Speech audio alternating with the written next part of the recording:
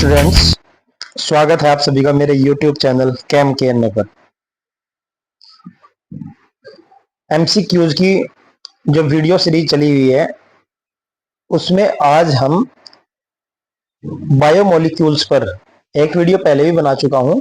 आज फिर से बायोमोलिक्यूल्स पर एक अलग तरह के क्वेश्चंस के साथ, कुछ कॉम्पिटिटिव टाइप क्वेश्चंस के साथ, जो कि आपके ग्रेजुएशन में भी यहाँ पर हेल्प करेंगे। जैसे कि जेई वगैरह के जो क्वेश्चन होते हैं या नीट के जो क्वेश्चन होते हैं वो आपके यहाँ पर भी हेल्प करेंगे आपको, ठीक है, क्योंकि आपका सिलेबस जो है काफी मैच करता है उससे। तो उन चीजों को लेकर के ही ये वीडियो आज स्टार्ट कर रहे हैं। यहां से देखिए, क्वेश्चन नंबर फर्स्ट है, विच of the following biomolecule contains a non transition metal ion. ठीक है, आपसे पूछ रहा है कि ट्रांजिशन मेटल के बारे में जानते होंगे, जो डी ब्लॉक के मेटल्स हैं, ठीक है, उन्हें ट्रांजिशन मेटल आयंस कहते हैं बिकॉज वहां पे इलेक्ट्रॉनों का ट्रांजिशन डी डी ट्रांजिशन या फिर एस डी ट्रांजिशन हो सकता है, क्योंकि डी और एस ऑर्बिटल जो होते हैं उनके बीच एनर्जी का डिफरेंस बहुत कम होता है। तो अब आपको यहाँ पर बताना है कि इसमें नॉन ट्रांजिशन एलिमेंट कौन सा है। जैसे आप हीमोग्लोबिन पढ़ते हो तो हीमोग्लोबिन में तो आयरन होता है ना, हीमोग्लोबिन में तो आयरन होता है। क्लोरोफिल में मैग्नीशियम होता है, आपने पढ़ा हुआ है। और विटामिन B12 कोबालामिन है तो कोबाल्ट होता है, ठीक है ना। ऐसे इंसुलिन में क्या होता है, इंसुलिन में तो नहीं होता कोई ट्रांजिशन मेटल आयन इस तरह का, तो इसलिए आपका आंसर हो जाएगा सी। बाकी इन सब में ट्रांजिशन मेटल आयंस हैं, जबकि इंसुलिन में नहीं है। इंसुलिन हार्मोन होता है, आपने पढ़ा हुआ भी है, इंसुलिन हार्मोन होता है। और ये हार्मोन किस लिए वर्क करता है, तो ये हार्मोन जो है आपका कार्बोहाइड्रेट को रेगुलेट करने का काम करता है। कार्बोहाइड्रेट जो भी आप खाते हो, सुक्रोज, ठीक है ना, ग्लूकोज, उसे बैलेंस करने का काम करता है, रेगुलेशन का काम करता है बॉडी में इसका। चलिए next question number second, which of the following monosaccharide is a pentose. पूछ रहा है कौन सा मोनोसेकेराइड पेंटोज है। अब देखिए, ग्लूकोज की स्ट्रक्चर जो आप लिखते हो तो ग्लूकोज जो होता है ना, ऐसे लिखते हो CHO, हो जाएगा CHOH होल 4 CH2OH। तो इसमें 6 कार्बन होते हैं और 6 कार्बन है तो ये क्या हो गया, हेक्सोज हो गया, ठीक है। ऐसे फ्रक्टोज भी हेक्सोज ही होता है, क्योंकि इसकी स्ट्रक्चर हो जाती है CH2OH, ये हो जाएगा C double bond O CHOH whole 3 CH2OH। तो इसमें भी देखोगे, आप काउंट करोगे तो 6 कार्बन है। अरेबिनोज में 5 कार्बन होते हैं, ठीक है। ग्लूकोज में से बस एक CHOH यूनिट कम कर दीजिए, यानी कि 4 की जगह 3 कर दीजिए, तो ये अरेबिनोज हो जाता है। क्योंकि ग्लूकोज जो है वो अरेबिनोज से ही बनता है ना। ये पेंटोज होता है अरेबिनोज, और ग्लूकोज होता है हेक्सोज होता है। जबकि जो गैलेक्टोज है वो भी आपका क्या है, वो भी यहाँ पे हेक्सोज ही है। और थोड़ा सा मैं आपको डिफरेंस बताते हुए चलूं कि ग्लूकोज और फ्रक्टोज में तो डिफरेंस ये है कि ग्लूकोज तो एल्डोज होता है, क्योंकि इसमें एल्डिहाइड ग्रुप है, ठीक है ना, पॉलीहाइड्रोक्सी एल्डिहाइड ग्रुप होता है तो एल्डोज हो गए। तो और फ्रक्टोज जो हो गया आपका कीटो ग्रुप है तो कीटोज हो गया। अरेबिनोज एल्डोज ही है, जैसा आपको बताया कि ग्लूकोज में CHOH होल 4 होता है, इसमें 3 कर दीजिए तो अरेबिनोज हो जाएगा। और गैलेक्टोज भी आपका बिल्कुल सेम फॉर्मूला मिलेगा, CHO CHOH whole 4 CH2H। But difference क्या होता है कि जब आप इनकी स्ट्रक्चरल अरेंजमेंट लिखते हो, जब आप 3D में स्ट्रक्चर बनाओगे तो आप ये देखोगे कि ग्लूकोज और गैलेक्टोज में 4th कार्बन पे कॉन्फ़िगरेशन चेंज होती है, केवल 4th कार्बन पे। बाकी सब कार्बन पे आइडेंटिकल होंगे, इनके सब कार्बन एक जैसे होंगे, लेकिन 4th कार्बन जो होगा वो क्या होगा, अपोजिट कॉन्फ़िगरेशन रखेगा। तो यहाँ पर केवल एक ही कॉन्फ़िगरेशन में चेंज हो, बाकी सब कॉन्फ़िगरेशन क्या हो, आइडेंटिकल हो, तो ऐसे जो आइसोमर्स होते हैं उन्हें कहते हैं एपीमर्स। तो ग्लूकोज और गैलेक्टोज एक दूसरे के एपीमर्स भी हैं, ये भी चीजें यहाँ से क्लियर हो जाती हैं। और ग्लूकोज और फ्रक्टोज एक दूसरे के फंक्शनल आइसोमर हैं, ठीक है ना। कुछ चीजें ये भी हम क्लियर करते हुए चल रहे हैं यहाँ पे। चलिए, तो ये हो गया आपका आंसर सी हो गया, क्योंकि जो इसने क्वेश्चन पूछा हमसे कि पेंटोज कौन सा है, तो पेंटोज तो रेबिनोज है, तो आंसर इसका सी हो गया। नेक्स्ट देख लीजिए, डी ग्लूकोज कंटेन्स पूछ रहा है कि डी ग्लूकोज में क्या होता है ना। तो डी ग्लूकोज में ऑप्शन चेक करें, डी ग्लूकोज में 50% each of alpha D glucose and beta D glucose करेगी। 50% उसमें अल्फा होगा और 50% बीटा फॉर्म होगी। 64% नेक्स्ट ऑप्शन में है, 64% यहाँ पे 64% अल्फा और 36% बीटा, 36% अल्फा, मतलब एक परसेंटेज में अलग अलग परसेंटेज में इन्होंने दिया हुआ है। ठीक है ना, थोड़ा लॉजिकल क्वेश्चन है डी ग्लूकोज का। जब आप ग्लूकोज का सॉल्यूशन बनाते हो, फ्रेश सॉल्यूशन बनाते हो, तो वहां पे अल्फा और बीटा फॉर्म बन जाती है, जो फिर कुछ देर रखने पर उसे वापस डी ग्लूकोज में चेंज हो जाती है। यानी कि अल्फा डी ग्लूकोज या बीटा डी ग्लूकोज वापस किस में चेंज हो जाता है, कुछ देर रखने पर डी ग्लूकोज में चेंज हो जाता है। ये म्यूटा रोटेशन का एक फिनोमिना आपने पढ़ा होगा, म्यूटा रोटेशन। तो ये आपसे ये पूछ रहा है कि जब डी ग्लूकोज जब वो बनेगा, मतलब वो सॉल्यूशन बनाएंगे इसका, तो उसमें जो अल्फा और बीटा बनेंगे वो कितनी बनेंगी। तो इसका राइट आंसर है, इसमें अल्फा फॉर्म जो होती है वो 36% बनती है। ये सी ऑप्शन हो जाएगा। 36% तो क्या बनती है, अल्फा फॉर्म, और 64% वहां पर बनती है बीटा फॉर्म। बहुत लॉजिकल क्वेश्चन है भाई। ठीक है ना, ये आपने शायद इतना ध्यान भी नहीं दिया होगा, इतना पढ़ा भी नहीं होगा ये वाला क्वेश्चन। तो इस चीज को भी ध्यान देना आपको कि 36% बनती है केवल अल्फा फॉर्म और 64% बनती है बीटा फॉर्म। चलिए next question number 4। Glucose on prolonged heating with HI। अगर आप ग्लूकोज को HI के साथ हीट करते रहे तो HI जो होता है वो रिड्यूसिंग एजेंट की तरह वर्क करेगा, और ग्लूकोज में जो CHO ग्रुप है, एल्डिहाइड ग्रुप है, उसका रिडक्शन करेगा। अल्कोहल ग्रुप है, CHOH ग्रुप, उनका रिडक्शन करेगा। और लास्ट प्रोडक्ट आपको क्या मिलेगा, तो देखो जरा, CHO, ये हो गया आपका CHOH होल 4 CH2OH। तो जो आप इसका HI से रिडक्शन करोगे, तो HI से रिडक्शन करने पे जो 2 मोल जो HI के होंगे, अभी फिलहाल मैं 2 के लिए बता रहा, तो वहां पर आपको H2 और I2 मिलेगा। और जब H2 मिलेगा तो H2 क्या करेगा, रिडक्शन करेगा। जैसे एल्डिहाइड है तो एल्डिहाइड होता है CHO, तो जब इसका रिडक्शन होगा तो एक हाइड्रोजन जुड़ जाएगा, कार्बन से एडिशन हो जाएगा, और एक हाइड्रोजन जुड़ जाएगा ऑक्सीजन से। भाई होता कैसे है वो भी अगर आपको जानना हो तो जरा थोड़ा सा लो बता ही देते हैं इस तरह से, कि जैसे H पॉजिटिव और H नेगेटिव होगा ना, तो ये अपना लोन पेयर देगा H पॉजिटिव को। अब इससे जब OH जुड़ेगा तो ये पॉजिटिव हो जाएगा, इसके बाद H नेगेटिव अटैक करेगा तो इसे इलेक्ट्रॉन वापस तब मिलेगा। तो मीन्स ये है कि आपको CHOH मिल जाएगा, इस तरह से CH2OH मिल जाएगा आपको। उसके बाद फिर अगर HI दूसरा मोल यूज हो रहा, तो HI से फिर से आपको H2 प्लस I2 मिलेंगे, तो वहां से भी एक H OH के साथ निकल जाएगा, दूसरा H इसके साथ जुड़ जाएगा, है ना, तो ये CH3 हो जाएगा। अब CHO को CH3 में बदल दिया क्योंकि HI के साथ आप हीट करते जा रहे हो उसे, वैसे भी स्ट्रॉन्ग ऑक्सीडाइजिंग एजेंट की तरह वर्क करता है। इसके बाद ऐसे आप CHOH में कराओगे तो वहां से भी जो H2 निकलेगा HI से, वो H2O की फॉर्म में ऑक्सीजन को निकाल लेगा, तो यहाँ पे CH2 बचेंगे। ऐसे यहाँ से ऑक्सीजन निकाल लेगा तो यहाँ पे CH3 बचेगा। तो इस तरह से पूरी तरह से रिडक्शन कर देगा इसको।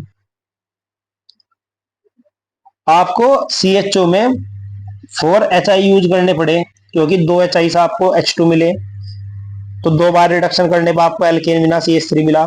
ऐसे ही आपको एक CHOH का एक बार रिडक्शन करना पड़ेगा, जिसमें 2 HI यूज होंगे। 4 बार में कितने HI यूज हो जाएंगे, तो 4 बार में 8 HI यूज हो जाएंगे। ऐसे ही एक अल्कोहल यहाँ पे है तो 2 HI यहाँ पे यूज होंगे, तो टोटल जो HI यूज होंगे वो कितने होंगे, तो 14 HI के मोल यूज होंगे यहाँ पे, अगर ऐसे भी पूछ लेता है तो।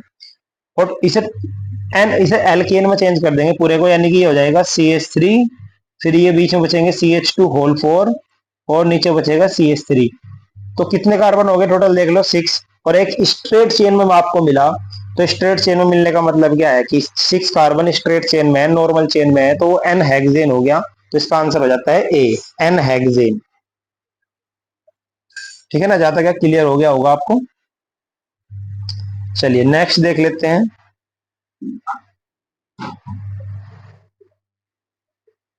तो नेक्स्ट क्वेश्चन देखिए, question number 5। 1 minute 1 second, sorry, time नहीं लेने का आपका। 1 मिनट तो बहुत ज्यादा हो जाएगा, 1 सेकंड रुक जाइए। चलिए देखिए अब क्वेश्चन नंबर 5। क्वेश्चन नंबर 5 में दिया हुआ है the two forms of D glucopyranose obtain from the solution of D glucose are called. देखिए अभी हमने पढ़ा था कि भाई डी ग्लूकोज जो 2 फॉर्म मिलेंगे ग्लूकोज से, वो अल्फा और बीटा मिलती है। तो इसमें पूछ रहा है आपसे two form of D glucopyranose obtain from the solution of D glucose are called. तो अब अभी आपने ऊपर पढ़ा कि एक तो फॉर्म मिलती है आपको अल्फा डी ग्लूकोज, एक मिलती है आपको बीटा डी ग्लूकोज, है ना। तो ये दोनों एक दूसरे क्या है, तो होता क्या है कि इनके फर्स्ट कार्बन पे कॉन्फ़िगरेशन चेंज होती है केवल। अल्फा और बीटा डी ग्लूकोपाइरेनोज स्ट्रक्चर जो बनती है उनमें केवल फर्स्ट कार्बन पे कॉन्फ़िगरेशन चेंज होती है हाइड्रोक्सिल ग्रुप को लेकर के। हाइड्रोक्सिल एक में अल्फा में तो राइट साइड में होता है, बीटा में लेफ्ट साइड में होता है। तो ऐसे आइसोमर्स जिनमें केवल फर्स्ट कार्बन पे कॉन्फ़िगरेशन में चेंज हो, केवल फर्स्ट कार्बन पे, तो उन्हें कहते हैं एनोमर्स। तो यहाँ पे इसका आंसर हो जाएगा एनोमर्स। मैं इसकी स्ट्रक्चर भी आपको एक बार बना के दिखा देता हूँ, हो सकता है आपको ये चीज ठीक है ना पूछी जाए, इंपॉर्टेंट क्वेश्चन है, पूछा जाए आपको, तो जरा इसे भी बना के देख लेते हैं।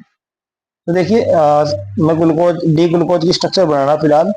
तो ये होगा C H O H, C H O, C H O H whole 3 कर दो। मैं एक सी एच ओ एच को अलग से बाहर दिखा रहा, क्योंकि मुझे पायरेनोज स्ट्रक्चर भी बनाकर आपको दिखानी है किस तरह से बनती है। तो ये तो आपका हो गया नॉर्मल डी ग्लूकोज, ठीक है, ये तो नॉर्मल हो गया डी ग्लूकोज, जिसकी स्पेसिफिक रोटेशन जो होती है वो होती है +52.5 डिग्री या 7 डिग्री भी कहीं कहीं लिखा मिल जाएगा आपको। वैसे जो 5 डिग्री है वो ज्यादा राइट आंसर है, ठीक है ना, वो तो थोड़ा बहुत इधर उधर हो जाता है। अब जरा देखो यहाँ पे क्या होगा यहाँ पे क्या होगा, ऑक्सीजन नेगेटिवली चार्ज होगा, हाइड्रोजन पॉजिटिवली चार्ज होगा। तो ये नेगेटिवली चार्ज ऑक्सीजन जब कार्बन पर अटैक करेगा पॉजिटिवली चार्ज कार्बन पे, तो इलेक्ट्रॉन ट्रांसफर हो जाएंगे ऑक्सीजन पे। कब? जब आप इसे वाटर में डाल लोगे। तो वाटर में डालने पे ही सब कुछ होता है। तो वाटर में डालने पे जब डाल लोगे आप, तो कार्बन ओ के साथ एच जुड़ जाएगा, यहाँ पे एच है। फिर नीचे अब क्या बचेगा, देखो C H O H whole 3, और यहाँ पे देखिए क्या बचेगा सी ओ।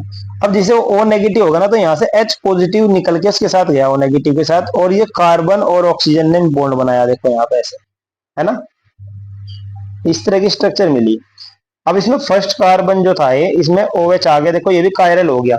दोनों में चेंज जरा देखना कि जो हमने नॉर्मल स्ट्रक्चर ली थी डी ग्लूकोज की, है ना, ये एलिफेटिक स्ट्रक्चर कह लो, जो साइक्लिक नॉन साइक्लिक स्ट्रक्चर है, इसमें जो फर्स्ट कार्बन था वो नॉन कायरल था, या वो एसिमेट्रिक नहीं था, वो नॉन कायरल था, सिमेट्रिक कार्बन था ये कह लीजिए, क्योंकि इसमें दो वैलेंसी, सॉरी, हाँ, तो इसमें क्योंकि दो वैलेंसी जो है वो एक ही एटम से जुड़ी हुई है, जबकि कायरल हम उसे कहते हैं इसकी चारों वैलेंसी डिफरेंट हो और वो मिरर इमेज भी देता हो, है ना, उसे हम कायरल कहते हैं।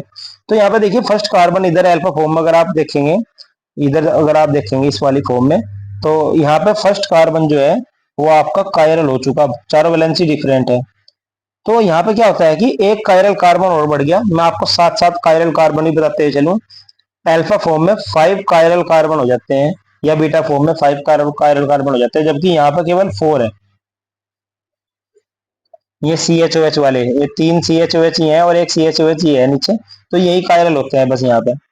बाकी जो है 5 कार्बन कब होंगे, जब वो साइक्लिक फॉर्म में जाएगा, जब उसे वाटर में डाल लोगे, एक्वा सॉल्यूशन में डाल लोगे, तो वो साइक्लिक फॉर्म में जाएगा। तो एक तो अल्फा फॉर्म बनती है, और एक ऐसी ही पॉसिबिलिटी बनेगी बीटा फॉर्म बनने की। उसमें क्या होगा कि जो फर्स्ट कार्बन है उसमें OH जो है ना, देखो ये OH जो है वो लेफ्ट साइड में आ जाएगा यहाँ पे, और यहाँ पे जो OH था वो राइट साइड में था। बाकी नीचे की सब चीजें एक जैसी होंगी, सब कार्बन पर कॉन्फ़िगरेशन सेम होगी। तो जहां फर्स्ट कार्बन पर कॉन्फ़िगरेशन चेंज हो उन्हें कहते हैं एनोमर्स। तो जहां तक आपको क्लियर हो गया हुआ, तो इसका आंसर जो हो गया वो एनोमर्स होगा। इस फिनोमिना को एनोमराइजेशन कहते हैं। और म्यूटा रोटेशन भी यही है, म्यूटा रोटेशन भी यही है, जहां पे कॉन्फ़िगरेशन, जब आप एक्वा सॉल्यूशन बनाते हो तो अल्फा और बीटा फॉर्म बन जाती है। उसके बाद कुछ देर रखने पे वो बाई रोटेशन, रोटेशन करने के साथ साथ, क्योंकि उनकी जो स्टेबल स्पेसिफिक रोटेशन है वो डी ग्लूकोज की है +52.5 डिग्री, तो वो तब तक रोटेट करेंगे जब तक कि वो इस रोटेशन पे ना आ जाए, यानी कि डी ग्लूकोज में ना कन्वर्ट हो जाए। अब साथ ही साथ बता दो अल्फा फॉर्म की जो स्पेसिफिक रोटेशन होती है वो +112 टू 113, 112 से 113 डिग्री के आसपास होती है। और जो बीटा फॉर्म होती है इसकी -19.5 डिग्री के आसपास होती है। तो क्या होता है कि अल्फा फॉर्म अगर प्लस 112 से 13 डिग्री में जा रहा है, 113 डिग्री में, तो वो वापस जब उसे रखेंगे कुछ देर बाद, तो वो फिर वो रोटेशन करते हुए अपनी कन्फिग्रेशन को चेंज करते हुए वापस किस में आएगा, डी ग्लूकोज में। तो 112 से उसे प्लस 52.5 डिग्री तक आना, तो फिर वो डिक्रीज होगी रोटेशन। और बीटा फॉर्म में प्लस 19.5 डिग्री से उसे प्लस 52 तक जाना, तो फिर वो इंक्रीज होगी। ठीक है ना। तो इस तरह से होता है, इस फिनोमिना को म्यूटा रोटेशन कहते हैं। और जो अल्फा और बीटा है वो एक दूसरे के एनोमर्स हैं। तो इसने हमसे पूछा था कि क्या आया, तो एनोमर्स हैं। चलिए, थोड़ा लंबा होगी चीजें, लेकिन क्या है कि आपको कई क्वेश्चंस का पता चल गया यहाँ से। चलिए नेक्स्ट देख लीजिए, क्वेश्चन नंबर 6। क्वेश्चन नंबर 6 में है the reagent which form crystalline osazone derivative when treated with glucose is. देखिए आपसे पूछ रहा कि ऐसा रिएजेंट है जो ग्लूकोज के साथ ओसाजोन बनाता है ना। और ओसाजोन जो होता है ग्लूकोसाजोन भी बोलते हैं उसे। तो कौन सा रिएजेंट है जो ग्लूकोसाजोन बनाता है, तो बिल्कुल इजी क्वेश्चन है, फेनिल हाइड्रोजीन। फेनिल और फेनिल हाइड्रोजीन के 3 मोल्स वहां पे यूज होते हैं। फेनिल हाइड्रोजीन के 3 मोल वहां पे यूज होते हैं जो ग्लूकोज को ग्लूकोसाजोन में कन्वर्ट करते हैं। मैं इसको भी आपको बता देता हूं, ठीक है ना। देखिए मैं थोड़ा मतलब ज्यादा मैकेनिज्म में नहीं घुसना, क्योंकि ऑब्जेक्टिव क्वेश्चन करा रहे हैं। बाकी थ्योरी में आप इन चीजों को देख सकते हो।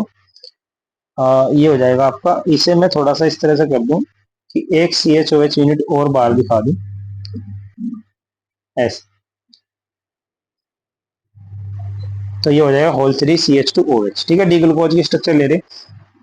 इसमें आपने फेनिल हाइड्रोजीन से रिएक्शन कराई। फेनिल हाइड्रोजीन में हाइड्रोजीन तो होता है NH2NH2, अगर एक एच हटा के आप फेनिल ग्रुप जोड़ दोगे ऐसे, तो ये फेनिल हाइड्रोजीन हो जाएगा। अब यहाँ से क्या होता है, कार्बोनिल कंपाउंड और एमिनो कंपाउंड की जब भी रिएक्शन हो, हमेशा ध्यान रखना वहां से H2O निकल जाता है ऐसे, क्योंकि लोन पेयर देगा कार्बोनिल ग्रुप को। पूरा मैकेनिज्म है, मैंने डायरेक्ट बता दिया आपको, H2O निकल जाएगा।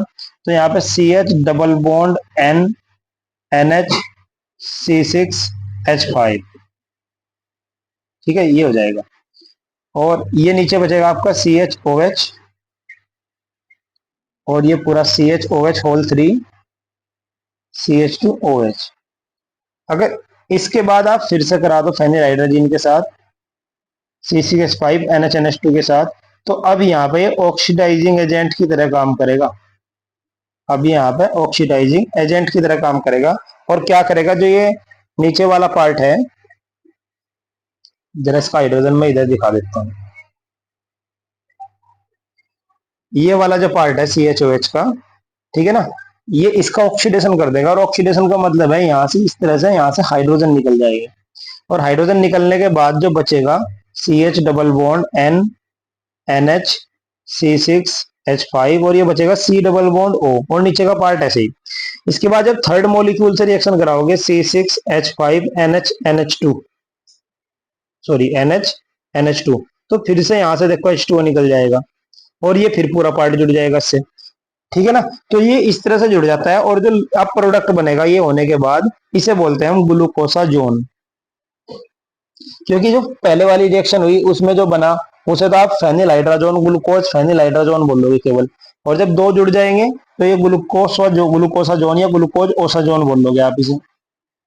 अब इसमें 3 मॉलिक्यूल यूज होते हैं, क्योंकि एक मॉलिक्यूल तो पहले बना देगा हाइड्रोजोन फेनिल हाइड्रोजोन, उसके बाद दूसरा जो मॉलिक्यूल लगेगा इसमें, तो वो ऑक्सीडाइजिंग एजेंट की तरह काम करेगा। और वो करेगा भी क्यों, क्योंकि इसके अल्फा पोजीशन पर हाइड्रोक्सी ग्रुप जुड़ा होता है, और तो अल्फा हाइड्रोक्सी की वजह से ऐसा हुआ। और ये ऑक्सीडाइजिंग एजेंट है। और जब अल्फा पोजीशन पर हाइड्रोक्सी ग्रुप है तो उसका ऑक्सीडेशन कर देगा ये, और जब ऑक्सीडेशन होगा तो हाइड्रोजन निकल जाएंगे और कार्बोनिल ग्रुप बचेगा। और फिर कार्बोनिल और एमिनो सामने आगे लास्ट वाले में देखो, यहाँ कार्बोनिल और एमिनो सामने आगे, तो फिर से H2O निकल जाएगा, और आपका जो लास्ट प्रोडक्ट होगा वो ग्लूकोसाजोन होगा। तो ये भी इंपॉर्टेंट है, काफी इंपॉर्टेंट है, पूछ लेते हैं। यहाँ पे इसने पूछा कि कौन सा रिएजेंट, तो फेनिल हाइड्रोजीन सॉरी। और ये भी पूछ सकता है कि ग्लूकोज से जब आप ओसाजोन बनाते हो तो उसमें कितने मॉलिक्यूल फेनिल हाइड्रोजीन के यूज होते हैं। तो ये क्वेश्चन भी बहुत इंपॉर्टेंट है आपके लिए। ठीक है, तो 3 moles of phenyl hydrazone are used to convert glucose into glucosazone. Next question, question number 7। The reaction with sugars are carried out in neutral or acid medium and not in alkaline medium because in alkaline medium sugar undergoes। बड़ा बढ़िया question है भाई, बड़ा अच्छा question. क्या है कि कह रहा है कि अगर आप शुगर को एसिडिक मीडियम में रखोगे, मतलब शुगर के रिएक्शन जो होगी वो अगर आप न्यूट्रल या एसिडिक मीडियम में करोगे तो ठीक है, हो जाएगी। अब एल्केलाइन मीडियम में नहीं करेंगे इसे, क्योंकि एल्केलाइन मीडियम में हो जाता है, क्या हो जाता है पूछ रहा था आपसे। तो देखिए बड़ा अच्छा क्वेश्चन है। एल्केलाइन मीडियम में वहां पर रीअरेंजमेंट देखने को मिलेंगे आपको। लास्ट ऑप्शन है इसका आंसर, बता भी दूंगा कैसे। तो वहां पर रीअरेंजमेंट देखने को मिलेंगे आपको कि क्या होता है कि एल्केलाइन मीडियम में टोटोमेरिज्म होता है, और टोटोमेरिज्म के थ्रू जो ग्लूकोज आपने लिया वो ग्लूकोज फ्रक्टोज और मेनोज के साथ इक्वलिब्रियम मिक्सचर में आ जाता है, इक्वलिब्रियम में आ जाता है। तो वहां पर आपको ग्लूकोज के साथ साथ फ्रक्टोज और मेनोज भी मिलेंगे फिर। और इस रीअरेंजमेंट को बोलते हैं लोबरी डी ब्राउन वान केनिस्टीन रीअरेंजमेंट। पूरा नाम है इसका लोबरी डी ब्राउन वान केनिस्टीन रीअरेंजमेंट। तो मैं आपको थोड़ा सा दिखा भी देता हूं, चलिए। वो है कि हर चीज यहाँ पे पॉसिबल करना मुश्किल हो जाता है ना, ठीक है, क्योंकि ऑब्जेक्टिव करा रहे हैं तो उसमें टाइम वैसे भी काफी लगना। अगर चलिए देख लीजिए,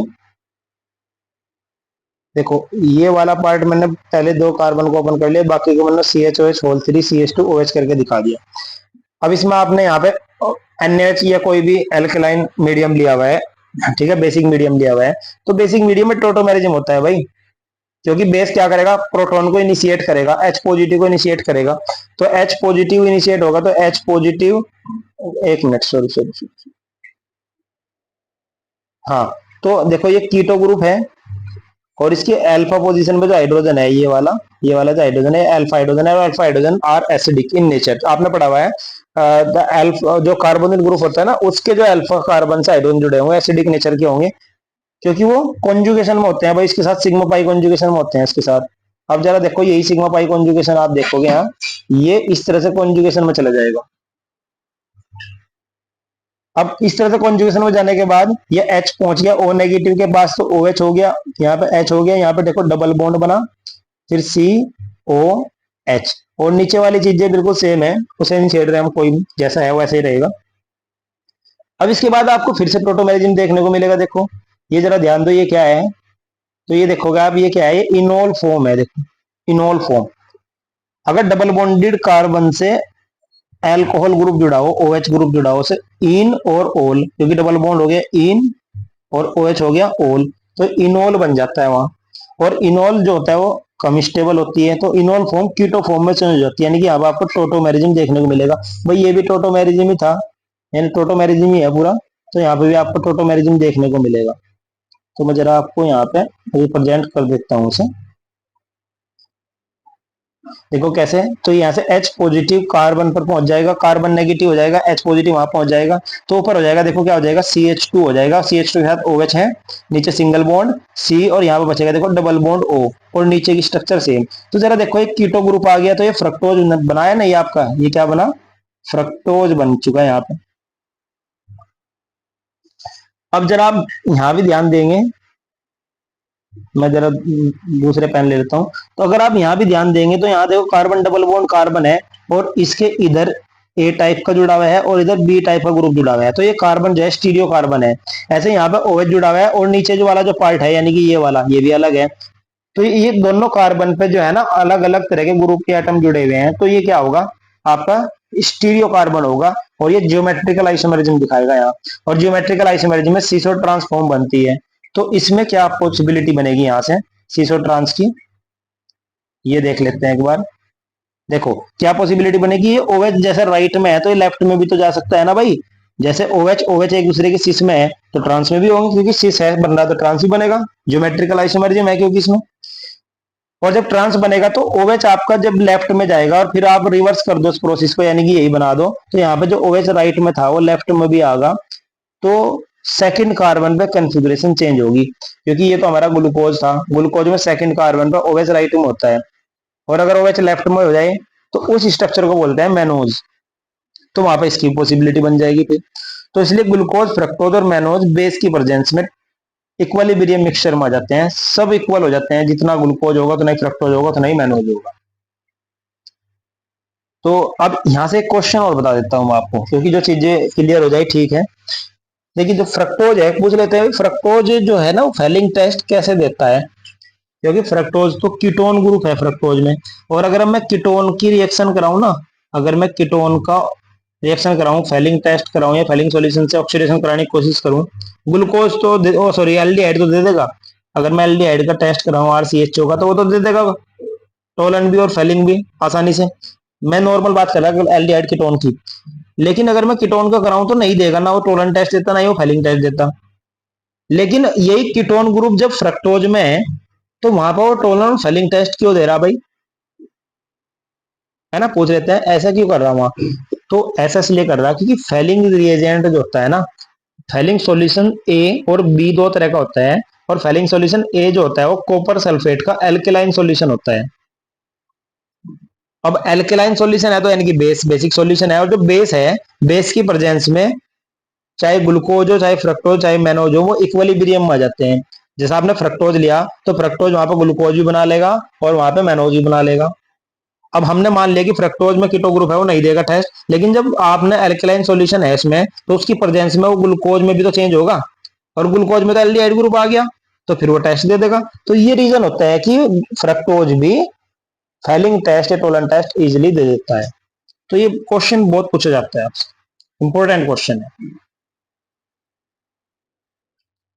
और ये रीअरेंजमेंट वाला आपको समझ में आ गया होगा कि जो हाइड्रोजन एटम है वो एक पोजीशन से दूसरी पोजीशन पे जा रहे हैं, इस रीअरेंज इसलिए हम इसे रीअरेंजमेंट करें, है ना। ये रेसिमाइजेशन या डिकम्पोजिशन या इन्वर्जन नहीं है।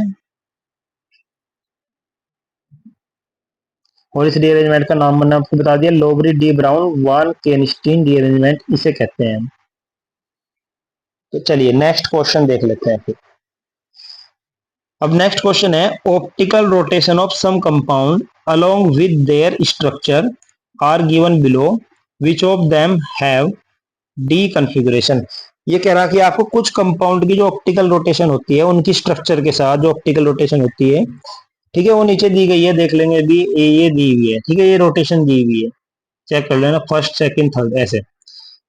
फिर क्या पूछ रहा है आपसे, विच of them have D configuration, कह रहा कि ये रोटेशन देखो और ये बताओ इनमें डी कॉन्फ़िगरेशन किसकी है। चलिए देख लेते हैं, डी कॉन्फ़िगरेशन देखना है किसकी है, ठीक है। अब वो कैसे देखोगे, ये जो कैपिटल डी और कैपिटल एल जो होता है ना, ये कॉन्फ़िगरेशन ये कैसे देखी जाती है। तो देखो जो एल्डोज है तो उसमें एक CH2 ग्रुप होता है और एक CH2OH होता है। तो जो टर्मिनल पे पोजीशन पे है CH और CH2OH, तो उसमें जो CH2OH होगा, है ना, उससे जो नेक्स्ट कार्बन यानी कि अल्फा कार्बन जुड़ा होगा, उससे नेक्स्ट कार्बन जो भी होगा, उसमें OH की पोजीशन देखो आप, राइट में होगा तो आप उसे डी कहोगे, क्योंकि ये एक नोमेनक्लेचर होगा, एक तरह का कॉन्फ़िगरेशनल नोमेनक्लेचर होगा जिसमें हम नाम देते हैं डी और एल। तो कैसे देते हैं तो बता रहा मैं आपसे, तो CH2OH से जो नेक्स्ट कार्बन है उस पर OH राइट में है तो डी कहोगे, लेफ्ट में होगा तो एल कहोगे।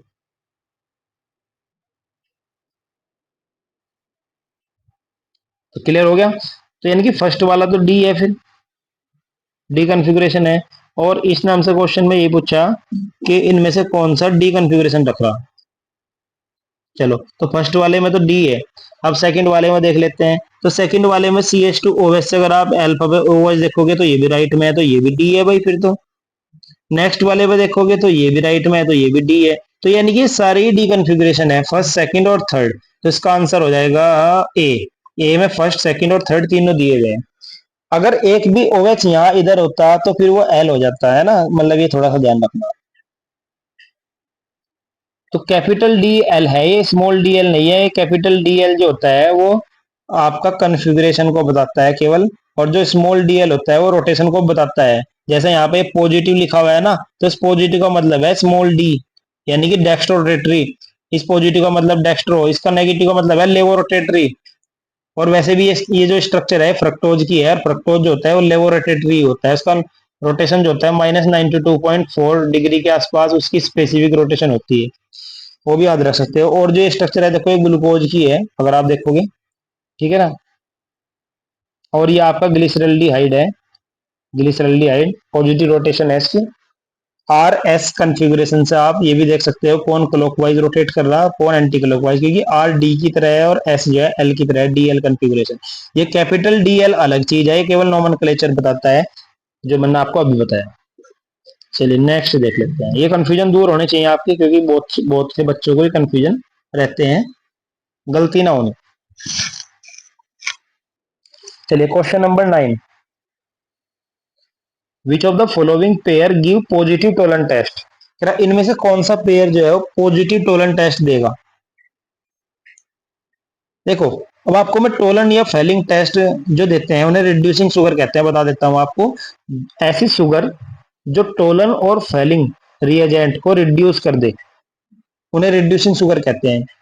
अब देखो, टोलन और फेलिंग रिएजेंट जो है ऑक्सीडाइजिंग एजेंट है, तो वो तो शुगर का ऑक्सीडेशन करेंगे, और शुगर क्या कर देगा, उनका रिडक्शन कर देगा, क्योंकि ऑक्सीडाइजिंग एजेंट वो होते हैं जो खुद रिड्यूस होते हैं और दूसरे का ऑक्सीडेशन करेंगे। तो खुद तो रिड्यूस हो रहे, अब रिड्यूस कौन कर रहा है ना, शुगर, क्योंकि ये शुगर को ऑक्सीडाइज कर रहे हैं और शुगर इन्हें रिड्यूस कर रहा।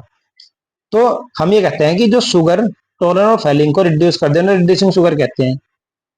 तो मैं आपको बता दूं, सुक्रोज को छोड़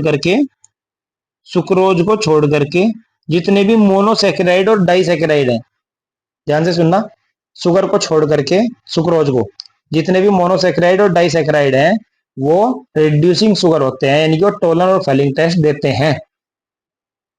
दूसरी चीज, सुक्रोज रिड्यूसिंग क्यों नहीं होता, तो सुक्रोज रिड्यूसिंग इसलिए नहीं होता क्योंकि उसमें ग्लूकोज में जो फर्स्ट कार्बन पे एल्डिहाइड ग्रुप है और सेकंड कार्बन पे कीटो ग्रुप है, वो 1,2 ग्लाइकोसाइड की लिंकेज से आपस में बाइंड हो जाते हैं, जुड़ जाते हैं, जिससे कि वो अपनी प्रॉपर्टी एल्डिहाइड और कीटोन की खो देते हैं, तो वो रिडक्शन नहीं कर पाते टोलन या फेलिंग रिएजेंट का।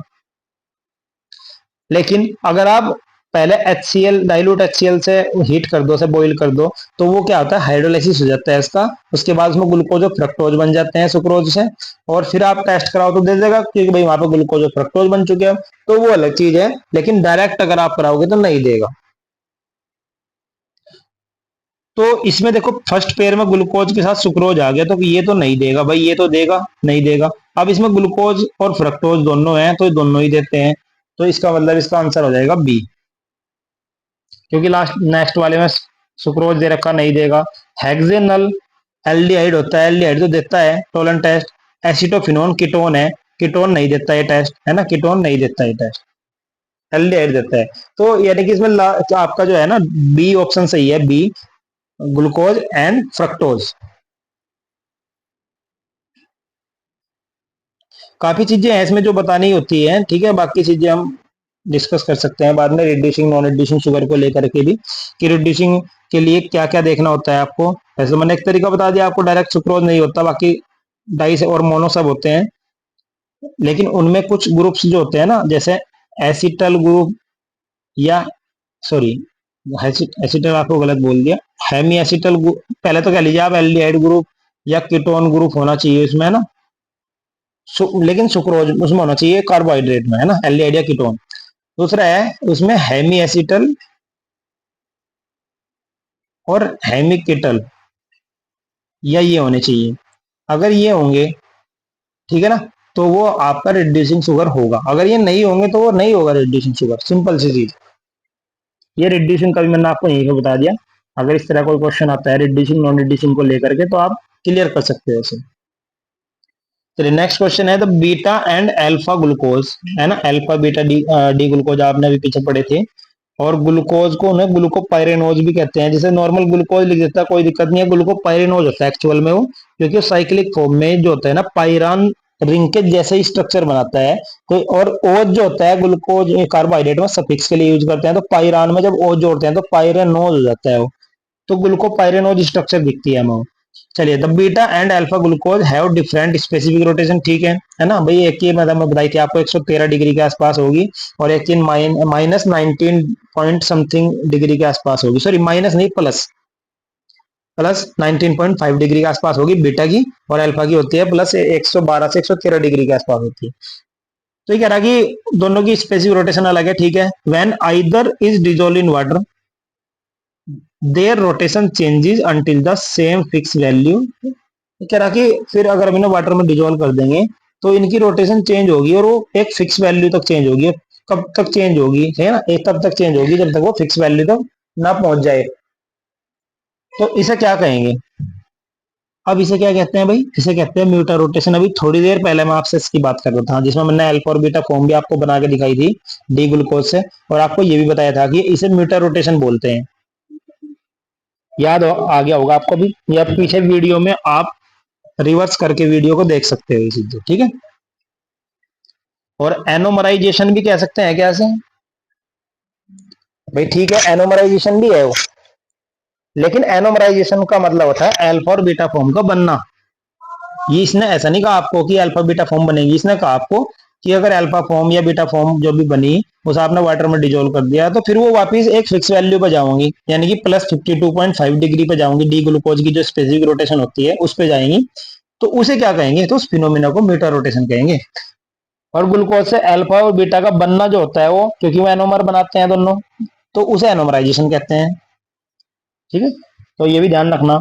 नेक्स्ट है, विच of the following statement is not true about glucose? Correct, कौन सा स्टेटमेंट ग्लूकोज के लिए सही नहीं है, बता देना आपको। तो ये एक एल्डो एक्सोज है, बिल्कुल सही है भाई, 6 कार्बन एल्डिहाइड ग्रुप है तो एल्डो एक्सोज हो गया। नेक्स्ट है, on heating with H I it form n hexane. अभी थोड़ी देर पहले हमने एन हेक्सेन बनाया, मैं आपको दिखा भी देता हूँ क्वेश्चन। ये वाला क्वेश्चन मैंने आपको अभी बताया, आप रिवर्स करके वीडियो को देख सकते हो कि ग्लूकोज को जब एच आई के साथ हीट करते हैं तो 14 एच आई 14 एच आई के मोलिक्यूल यूज होते हैं जो कि एन हेक्सेन में चेंज कर देते हैं, ठीक है। नेक्स्ट है, it is present in furanose form. ये बिल्कुल गलत हो गया, क्योंकि ये पायरेनोज स्ट्रक्चर में मिलता है। ये कैसा मिलता है? पायरेनोज स्ट्रक्चर में पायरान लाइक रिंग होती है, देखो इस तरह की रिंग होती है, इसमें एक ऑक्सीजन और 5 कार्बन। फ्यूरेनोज होती है ये वाली, जिसमें 4 कार्बन और 1 ऑक्सीजन। ये मिलती है हमें फ्रक्टोज में। Furan like ring, furan ring हमें मिलती है फ्रक्टोज में, और पायरान रिंग मिलती है हमें ग्लूकोज में।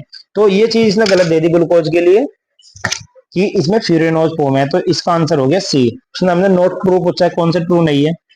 बाकी नेक्स्ट है, it it is does not give 2,4 DNP test, ठीक है, 2,4 डाइनाइट्रोफिनाइल। तो ये टेस्ट ठीक है, नहीं देता भाई, ये बिल्कुल सही है।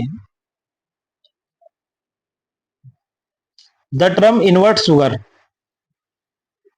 Refers to an equimolar mixture of. अब देखिए इनवर्ट शुगर क्या है, बढ़िया क्वेश्चन है।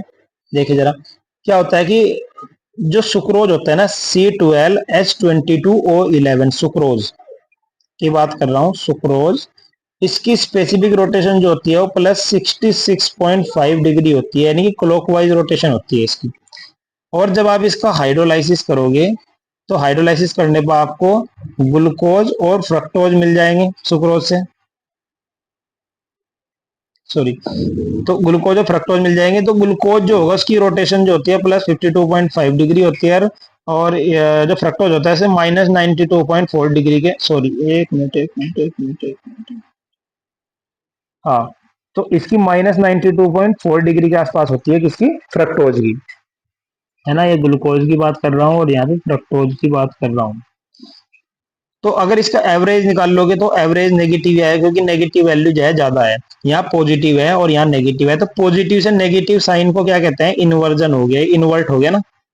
तो यहाँ पर जो एंजाइम होगा उसका नाम भी क्या होता है? इन्वर्टेज, क्योंकि इसमें जो होता है इन्वर्जन हो रहा है इस प्रोसेस में, हाइड्रोलाइसिस जब आप कर रहे हैं तो इसमें इन्वर्जन हो रहा है, इसलिए एंजाइम का नाम भी क्या है? Invertase enzyme. अब ये पॉजिटिव से नेगेटिव है, ठीक है, क्लियर होगी चीजें आपको। तो इसमें क्या है, आपको ये बताना, क्वेश्चन क्या था हमारा, आपको ये बताना, the term invert sugar refer to an equimolar mixture हो। तो भाई ये ग्लूकोज जितना देगा ना उतना ही फ्रक्टोज भी देगा, जितना ग्लूकोज देगा उतना ही फ्रक्टोज देगा, बिल्कुल इक्वल देता है। तो ये बिल्कुल देख लो कहाँ पे दिया हुआ है, D glucose and D galactose, D glucose and, वो तो हमने थोड़ा आपको ज्यादा बता दिया चीजें, लेकिन क्या है कि काम आ जाएंगे, ठीक है। इसमें तो सिंपल ही पूछ रखा है इसने कि D glucose, D galactose, D glucose, D fructose, तो हमें पता है भाई ग्लूकोज और फ्रक्टोज है बस, बाकी सोचने वाली चीजें नहीं है, आंसर बी हो जाएगा इसका, है ना, ग्लूकोज और फ्रक्टोज। बाकी चीज याद रखना कि इस फिनोमेना को इन्वर्जन बोलते हैं, और जो आपकी ग्लूकोज और फ्रक्टोज होंगे ना, मिक्सचर ऑफ इन्वर्ट शुगर बोलते हैं, है ना। और इसमें जो एंजाइम यूज होगा उसे इन्वर्टेज एंजाइम बोलते हैं, तो ये सब चीजें याद रख सकते हो। नेक्स्ट है, biuret test is not given by. Biuret test किसका होता है? प्रोटीन्स जो होते हैं ना, प्रोटीन्स बायोयूरेट टेस्ट देते हैं। तो प्रोटीन से अलग जो भी होगा वो बायोयूरेट टेस्ट नहीं देगा भाई, सिंपल है। जैसे कार्बोहाइड्रेट होगा तो कार्बोहाइड्रेट तो नहीं देता बायोयूरेट टेस्ट, तो इसका आंसर होगा आपका कार्बोहाइड्रेट। बाकी पॉलीपेप्टाइड, पॉलीपेप्टाइड में पेप्टाइड बॉन्ड है प्रोटीन से ही, तो प्रोटीन यही तो बनाते हैं। यूरिया में भी पेप्टाइड बॉन्ड बन जाता है आसानी से, CONH पार्ट होता है इसमें, तो ये भी आपका इजिली बायोयूरेट टेस्ट दे देगा, क्योंकि जिसमें CONH पार्ट होगा वो दे देगा। प्रोटीन्स जो होंगे, प्रोटीन तो है ही, CONH बॉन्ड होते हैं, पेप्टाइड बॉन्ड होते हैं इनमें, ये तो देंगे ही देंगे। तो किसके द्वारा नहीं दिया जाता? तो कार्बोहाइड्रेट नहीं देते ये टेस्ट। चलिए नेक्स्ट क्वेश्चन है,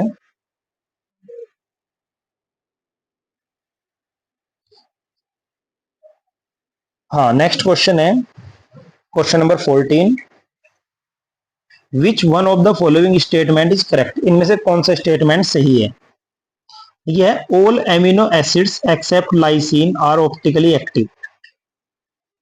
सही बताना आपको कौन सा है। कह रहा कि जितने भी एमिनो एसिड है लाइसिन को छोड़ करके, देखो जरा ध्यान रखना, उसने एमिनो एसिड भी ऐसा ही उठाया कि आपको कंफ्यूजन पैदा हो जाए। ग्लाइसिन को छोड़ करके जितने भी एमिनो एसिड है वो सब ऑप्टिकल एक्टिव होते हैं, ये ध्यान रखना। क्योंकि ग्लाइसिन की स्ट्रक्चर होती है NH2CH2 NH2CH2COOH। अब इसमें एक कार्बन से दो हाइड्रोजन जुड़े हुए हैं, यानी कि कार्बन कायरल नहीं है, क्योंकि कायरल होने के लिए कार्बन की चारों वैलेंसी डिफरेंट डिफरेंट एटम या ग्रुप से पूरी होनी चाहिए। लेकिन यहाँ पे दोनों एक जैसे एटम हो गए, तो इसलिए ग्लाइसिन जो है वो ऑप्टिकल एक्टिव नहीं होता, क्योंकि इसमें कायरल कार्बन नहीं होता। बाकी जितने भी अल्फा एमिनो एसिड है ग्लाइसिन को छोड़ करके वो सब ऑप्टिकली एक्टिव होते हैं। और हमारी बॉडी में जो भी प्रोटीन बनी हुई है एनिमल या प्लांट में, वो सब अल्फा एमिनो एसिड से बनी हुई है, ये भी आप याद रख सकते हो। तो जितने भी एमिनो एसिड है, इसने कहा लाइसिन को छोड़ करके जितने भी एमिनो एसिड ऑप्टिकल एक्टिव है, लाइसिन कहां से आ गया? तो ये तो आपका सही नहीं है, यानी कि ये तो गलत हो गया आपका, ठीक है। All amino acid are optically active, सब एमिनो एसिड ऑप्टिकल एक्टिव है, तो ये भी गलत है कि ग्लाइसिन तो नहीं है ना, ग्लाइसिन को छोड़ करके सब ऑप्टिकल एक्टिव है, ये चीज नहीं बताई इसने यहाँ पे। नेक्स्ट है all amino acid except glycine are optical active, ये बिल्कुल सही है, ये वाली चीज यहाँ पे सही थी इसमें। बाकी ये तो सब गलत ही है, ग्लूटामिक एसिड को ऑप्टिकल एक्टिव होता है भाई, तो ग्लाइसिन को छोड़ करके बाकी सब ऑप्टिकल एक्टिव होते हैं, ये चीज आपको याद रखनी है। बढ़िया क्वेश्चन है, रिपीटेड क्वेश्चन होते हैं, इस तरह के रिपीट होते रहते हैं क्वेश्चन। नेक्स्ट है the bond that determine the secondary structure of protein is. कह रहा है कि जो बॉन्ड प्रोटीन की सेकेंडरी स्ट्रक्चर को बताएगा बॉन्ड कौन सा है। बहुत अच्छा है भाई, प्रोटीन चार तरह की स्ट्रक्चर में मिलता है protein, primary, secondary, tertiary, quaternary. Primary, secondary, tertiary, quaternary. अब उसमें सेकेंडरी स्ट्रक्चर को कौन से बॉन्ड से डिटरमाइन कर सकते हो, आपको समझाना है, सेकेंडरी स्ट्रक्चर को बताना है कौन से बॉन्ड से डिटरमाइन कर सकते हो। बढ़िया क्वेश्चन है। तो इसने कहा first coordinate bond, covalent bond, hydrogen bond, ionic bond. तो देखिए सेकेंडरी स्ट्रक्चर जो है ना मेनली हाइड्रोजन बॉन्ड पे रुकी हुई होती है, क्योंकि इसमें आपको एक तीन तरह की स्ट्रक्चर मिलती है वैसे तो। एक अल्फा हेलिक्स होती है, एक बीटा प्लेटेड सीटी स्ट्रक्चर होती है, और एक कोलेजन हेलिक्स होते हैं। ये सब आपस में क्या होता है, पॉलीपेप्टाइड चेन जो होती है ना, वो हाइड्रोजन बॉन्ड से स्ट्रेंथ मिलती है, क्योंकि एक तो हेलिकल स्ट्रक्चर बनाता है, 1 मिनट। हाँ, तो एक तो हेलिकल स्ट्रक्चर बनाते हैं इस तरह से। तो जब हेलिकल स्ट्रक्चर बनती है तो उसमें क्या होता है, जो जहाँ कार्बोनिल ग्रुप और एमिनो ग्रुप सामने आ जाएंगे NH, तो वहां पे इनके बीच में जो बॉन्ड बनेगा ना उसे हाइड्रोजन बॉन्ड बोलते हैं, ठीक है। क्योंकि जो NH है, NH और या OH या FH, ये हाइड्रोजन बॉन्ड बनाने के लिए कैपेबल होते हैं। जो ज्यादा इलेक्ट्रोनेगेटिव एटम के साथ ये हाइड्रोजन बॉन्ड बना लेते हैं, तो नेगेटिव पॉजिटिव के बीच में जो बॉन्डिंग होगी, अट्रैक्शन होगा, उसे हाइड्रोजन बॉन्ड ही बोलते हैं। तो ये इस हाइड्रोजन बॉन्ड से हेलिकल स्ट्रक्चर जो है स्टेबल हो जाती है। ऐसी एक बीटा सीट स्ट्रक्चर मिलती है, वो इस तरह से जिग जैग मैनर में होती है ना, वो इस तरह से जिग जैग मैनर में होती है। तो वहां पे भी जैसे यहाँ पे CO और यहाँ पे NH सामने आ जाए, तो यहाँ पे हाइड्रोजन बॉन्डिंग से स्ट्रेंथ मिलती चली जाती है इस तरह से। तो ये भी एक, इसे बोलते हैं बीटा प्लेटेड सीटी स्ट्रक्चर। या फिर पॉलीपेप्टाइड चेन्स आपस में इस तरह से कोइल्ड हो जाए, इस तरह से कोइल्ड हो जाए, तो इनमें भी जगह जगह हाइड्रोजन बॉन्ड बनेंगे, जिससे स्टेबिलिटी मिलेगी। तो पूरी सेकेंडरी स्ट्रक्चर जो है ना, इसमें मेन जो फोकस है वो हाइड्रोजन बॉन्ड से ही स्टेबिलिटी मिलती है, अगर आप उसकी बात करोगे। अदरवाइज पॉलीपेप्टाइड चेन है भाई, इसमें तो पेप्टाइड बॉन्ड है, वो तो सब में ही है ना, वो तो प्राइमरी स्ट्रक्चर में भी है, ठीक है।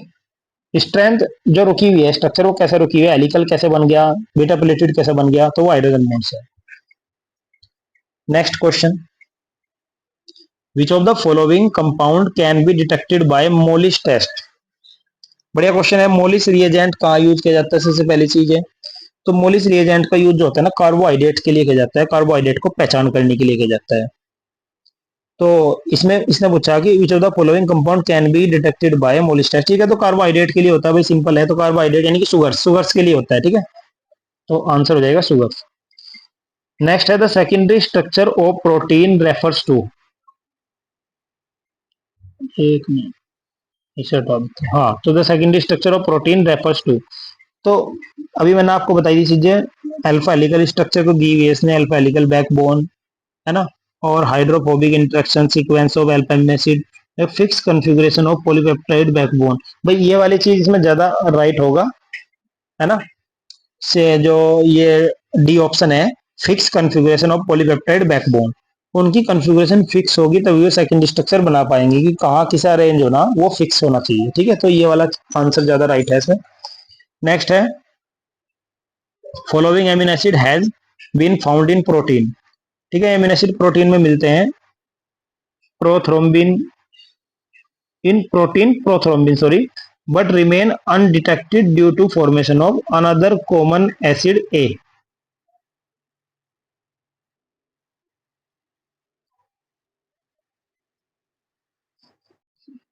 Question number 19. On heating with concentrate HNO3, protein gives yellow color. This test is called. ठीक है, प्रोटीन का टेस्ट है। अगर आप कंसनट्रेट HNO3 के साथ हीट करते हैं प्रोटीन को, तो अगर येलो कलर आता है तो उसका टेस्ट का नाम क्या होगा? तो इस टेस्ट को कहते हैं जेंथोप्रोटिक टेस्ट। ठीक है, जेंथोप्रोटिक टेस्ट में होता है, अगर आप रिएजेंट जो यूज करते हैं कंसनट्रेट HNO3 यूज करते हो, ठीक है, और प्रोटीन में जो आप डाल लोगे इसे, तो वहां पे येलो कलर की अपीयरेंस होगी, और जिसे आपको पता चलेगा, ठीक है, कि ये प्रोटीन है। नेक्स्ट है enzyme trypsin converts. Enzyme trypsin convert क्या करता है? एंजाइम ट्रिप्सिन एंजाइम जो होता है वो प्रोटीन को एमिनो एसिड में, अल्फा एमिनो एसिड में ब्रेक डाउन कर देता है। ठीक है, क्योंकि जो प्रोटीन्स बने हैं वो अल्फा एमिनो एसिड से ही बने हुए हैं, तो वापिस उनके एक तरह से हाइड्रोलिसिस कर देगा उनका प्रोटीन का, और वो अल्फा एमिनो एसिड देगा आपको। तो राइट आंसर है इसका। ठीक है, next, which of the following enzyme hydrolysis triglycerides into fatty acids and glycerol.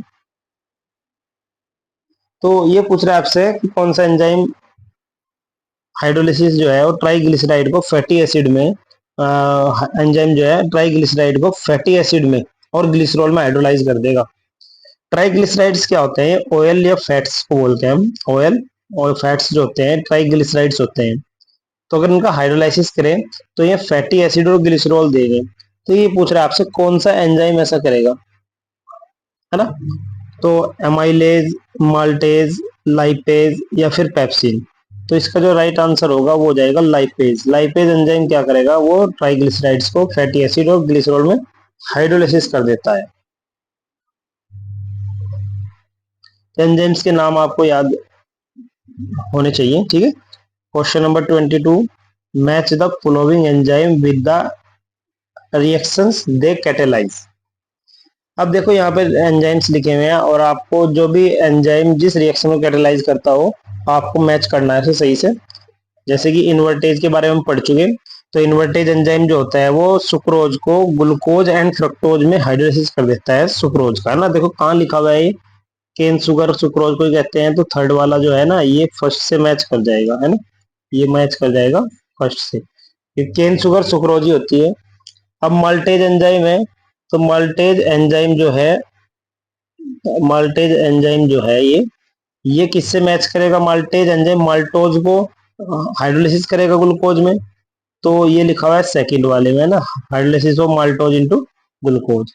इसके बाद आता है पेप्सिन एंजाइम और जाइमेज एंजाइम। देखो जाइमेज आपका बहुत अच्छे से पढ़ा हुआ है, पेप्सिन भी। और पेप्सिन जो करेगा, एक मिनट में कलर चेंज कर लेता हूँ। हाँ, जो पेप्सिन करेगा वो क्या करेगा? वो प्रोटीन को एमिनो एसिड में चेंज करता है। ठीक है, याद रख सकते हो, उसे भी इंपॉर्टेंट है। ठीक है, हाइड्रोलाइसिस करता है प्रोटीन का एमिनो एसिड्स में। और जो जाइमेज एंजाइम होता है, जाइमेज एंजाइम करता है conversion of glucose into ethanol, यानी कि अल्कोहल बनाने के लिए जो फर्मेंटेशन होता है वो जाइमेज एंजाइम की प्रेजेंस में होता है, जिससे शुगर से अल्कोहल बन जाता है। तो इस तरह से आप मैच कर सकते हैं, तो जो भी ऑप्शन रहेगा। ठीक है, तो देख लीजिए, ए का थर्ड रहेगा, बी का सेकंड रहेगा, सी का फोर्थ रहेगा, डी का वन रहेगा। तो यहाँ से आप मैच कर सकते हैं, ठीक है ना। ए का थर्ड एक में ही दिया हुआ है, तो इसका ऑप्शन नंबर बी हो गया आपका, है ना, ये वाला हो गया, इसी में दिया हुआ है केवल ए का थर्ड। चलिए नेक्स्ट है, विच of the vitamin given below sorry in is water soluble. ये वाले देखो विटामिन सी क्वेश्चन है, ये भी बहुत क्वेश्चन इंपॉर्टेंट रहता है कि कौन से विटामिन जो है वाटर सोल्यूबल है, कौन से इनसोल्यूबल है। तो इसमें देखो vitamin C, vitamin D, vitamin E और विटामिन के, ये दिया हुआ आपसे। तो जो विटामिन सी होता है वो वाटर में सोल्यूबल होता है ना। याद रखना, एस्कॉर्बिक एसिड होता है विटामिन सी। तो विटामिन सी जो है वाटर में सोल्यूबल है, जबकि जो डी, ई और के हैं ये वाटर में इनसोल्यूबल होते हैं। तो आपको सोल्यूबल इनसोल्यूबल की कैटेगरी याद रखनी है। अच्छा, इसके बाद क्वेश्चन पूछा हुआ है कि विटामिन वाटर में सोल्यूबल भी है और एंटीऑक्सीडेंट का वर्क भी करेगा वो। तो ये विटामिन सी ही होता है जो एंटीऑक्सीडेंट का वर्क भी करता है, यानी कि ऑक्सीडेशन होने से रोकने का काम करता है, एंटीऑक्सीडेंट की तरह काम करता है। तो आपका आंसर इसमें सी ही रहेगा, ठीक है, water soluble and antioxidant. Next है, identify the vitamin whose deficiency in our blood decreases reproductive power. ये भी बहुत अच्छा क्वेश्चन है। देखो, कौन सा एंजाइम ऐसा है जो हमारे ब्लड में, ठीक है, जिसकी डेफिशिएंसी जो होगी, हमारे ब्लड में डेफिशिएंसी अगर रहेगी तो रिप्रोडक्टिव पावर डिक्रीज हो जाएगी, रिप्रोडक्टिव पावर कम हो जाएगी, ठीक है। ऐसा कौन सा एंजाइम है?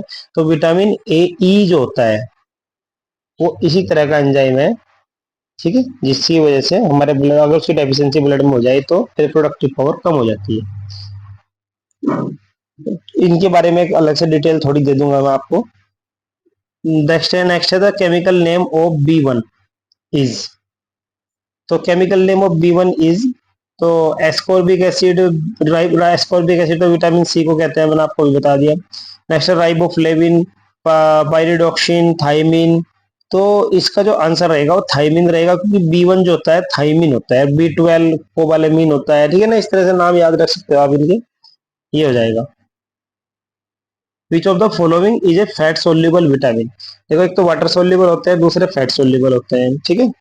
तो फैट सोल्यूबल विटामिन में कौन सी कैटेगरी आ जाएगी? तो विटामिन ए जो होते हैं ना, फैट सोल्यूबल विटामिन होते हैं, तो इसका आंसर हो जाएगा, क्योंकि राइबोफ्लेविन, पाइरिडॉक्सिन और थाइमिन बी कॉम्प्लेक्स वाले वाटर सोल्यूबल होंगे, राइबोफ्लेविन वाटर सोल्यूबल होगा और पाइरिडॉक्सिन वाटर सोल्यूबल होगा। विटामिन ए जो है आपका फैट सोल्यूबल रहेगा। नेक्स्ट है, adenosine is an example of. तो एडिनोसिन किसका एग्जांपल है? देखो, एडिनोसिन, ग्वानियोसिन, ये सब आपने पढ़े हुए हैं ना। तो एडिनोसिन कब कहेंगे? वैसे तो एडिनिन होता है, न्यूक्लिक एसिड से क्वेश्चन है आपका, ठीक है, एडिनिन होता है वैसे तो एडिनिन को एडिनोसिन तब कहते हैं जब एडिनिन के साथ शुगर ऐड हो जाती है, यानी कि शुगर और नाइट्रोजनस बेस में एडिनिन अगर मिल जाते हैं, क्योंकि शुगर के फर्स्ट कार्बन से एडिनिन जब जुड़ता है तब उसे एडिनोसिन कहते हैं। और अगर उसमें फॉस्फोरिक एसिड भी जुड़ जाता है तब उसे एडिनाइलिक एसिड कहते हैं, है ना, ऐसा आपको याद होना चाहिए। तो अब अगर शुगर और नाइट्रोजनस बेस ही होंगे केवल, तब उन्हें हम न्यूक्लियोसाइड कहते हैं। और अगर फॉस्फोरिक एसिड भी आ जाए तब हम उन्हें न्यूक्लियोटाइड कहते हैं। ये एक बहुत इंपॉर्टेंट क्वेश्चन है भाई। शुगर और नाइट्रोजनस बेस अगर केवल है तब उसे न्यूक्लियोसाइड कहोगे, और शुगर नाइट्रोजनस बेस के साथ फॉस्फेट ग्रुप या फॉस्फोरिक एसिड भी आ गया तब आप उसे न्यूक्लियोटाइड कहोगे, ठीक है। तो इसका ऑप्शन नंबर बी हो गया, ठीक है। नेक्स्ट क्वेश्चन, अच्छा, इसमें प्यूरिन और pyrimidine बेस पूछे हुए हैं, है ना। तो एडिनिन और गुआनिन जो होते हैं ये प्यूरिन बेस होते हैं, pyrimidine बेस होते हैं साइटोसिन, थाइमिन एंड यूरेसिल, ठीक है, ये भी याद रखना। चलिए नेक्स्ट है, the base adenine occurs in. Base adenine किस में मिलेगा आपको? तो एडेनिन बेस तो आपको डीएनए में मिलता है और आरएनए में मिलता है, दोनों में ही मिलता है। इनके आंसर इसका बोथ हो जाएगा, सी ऑप्शन हो जाएगा। क्योंकि देखो, डीएनए की अगर बात करें और आरएनए की बात करें तो दोनों में जो डिफरेंस होता है ना, बस वो एक जगह होता है कि डीएनए में देखो ए टी जी सी होंगे, एडिनिन, थाइमिन, ग्वानिन और साइटोसिन, और इसमें टी की जगह बस यू होगा। बाकी तो कॉमन ही रहते हैं। टी और यू का डिफरेंस होता है, आरएनए में यूरेसिल होता है और डीएनए में थाइमिन होता है, बस ये डिफरेंस है। तो एडेनिन तो दोनों में ही है इसका मतलब। नेक्स्ट है question number 30, the presence of or absence of hydroxy group of on which carbon atom of sugar differentiate RNA and DNA. बहुत अच्छा क्वेश्चन है भाई, शुगर में कौन सा कार्बन एटम पे जो हाइड्रोक्सी ग्रुप की एब्सेंस या प्रेजेंस है, आप उसे आरएनए या डीएनए में डिफरेंशिएट कर सकते हो। तो क्या होता है कि जो शुगर होती है डीएनए में, उसे बोलते हैं 2 deoxy ribose sugar, 2 deoxy ribose sugar. यानी कि सेकंड पोजीशन पे ऑक्सीजन एब्सेंट होता है या ओएच नहीं होता, वहां वहां एच होता है, केवल हाइड्रोजन होता है। तो ऑक्सीजन की एब्सेंस होती है सेकंड, या हाइड्रोक्सिल ग्रुप की एब्सेंस होती है सेकंड पोजीशन पे, इसलिए उसे हम 2 डीऑक्सी राइबोस शुगर कहते हैं, जो कि डीएनए में होती है। तो ये सेकंड कार्बन का है सब, ठीक है ना। तो सेकंड कार्बन इसका आंसर हो जाएगा। नेक्स्ट है विच वन ऑफ द, मैं इसके अगर आपको कंफ्यूजन हो तो स्ट्रक्चर देखो, इस तरह से बना सकते हो आप।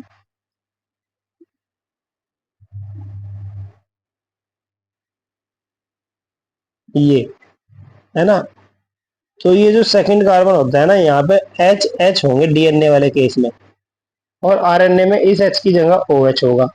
ठीक है, ये डिफरेंस है। तो अगर ओ एच होगा तो वो राइबोस शुगर है जो आरएनए में मिलती है, अगर खाली हाइड्रोजन होगा, ऑक्सीजन नहीं होगा, यहाँ पे ओ एच नहीं होगा, तो फिर वो आपका डीऑक्सी राइबोस शुगर हो जाती है, और सेकंड पोजीशन पे होता है, इसलिए 2 डीऑक्सी राइबोस शुगर बोलते हैं।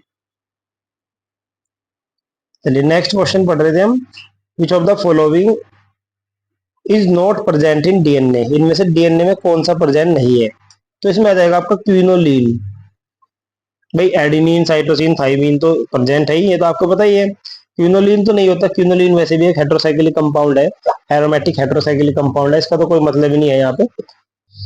ओके, तो बाकी की चीजें नेक्स्ट वीडियो में कराने की कोशिश करेंगे। आज के लिए इतना ही। ठीक है, वीडियो अच्छा लगता है तो आप शेयर भी जरूर किया करें, ठीक है, अपने फ्रेंड सर्किल में शेयर करें, ताकि वीडियो और बढ़े और लोग देख सकें। ठीक है, okay, thank you very much.